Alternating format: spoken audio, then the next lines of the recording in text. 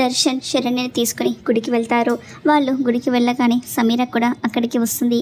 ఇక దర్శన్తో అసలే నా ఆరోగ్యం బాగాలేదు, నేను ఈ మెట్లన్నీ కూడా ఎక్కలేను, ప్రదక్షిణలు కూడా చేయలేను అని నాటకం ఆడుతూ ఉంటే దర్శన్ నేను నిన్ను ఎత్తుకొని తీసుకెళ్తాను అని చెప్తూ ఉంటాడు. ఇక అలా అనేసరికి శరణ్య షాక్ అయిపోతూ ఉంటుంది. దర్శన్ ఏమీ ఆలోచించకుండా సమీరాను ఎత్తుకొని ఇక అలా మెట్లన్నీ కూడా ఎక్కుతూ పైకి తీసుకెళ్తూ ఉంటాడు. అలా తీసుకెళ్తూ ఉంటే శరణ్య బాధపడిపోతూ ఉంటుంది.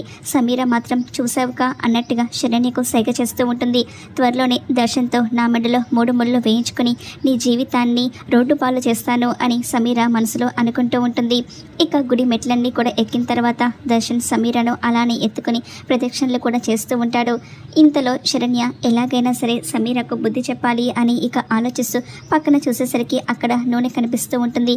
వెంటనే ఎవరూ చూడకుండా ఆ నూనెను తీసుకొచ్చి ప్రదక్షిణలు చేసే చోట పోస్తూ ఉంటుంది. ఇక వెంటనే పక్కకు వెళ్ళి శరణ్య దక్కుంటుంది.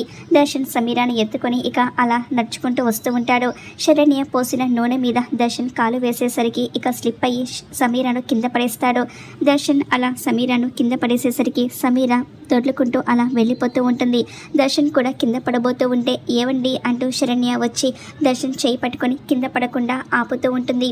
ఇక మరి సమీరకి ఎలా ఉంటుంది, ఏం జరుగుతుందో రాబోయే ఎపిసోడ్లో చూద్దాం.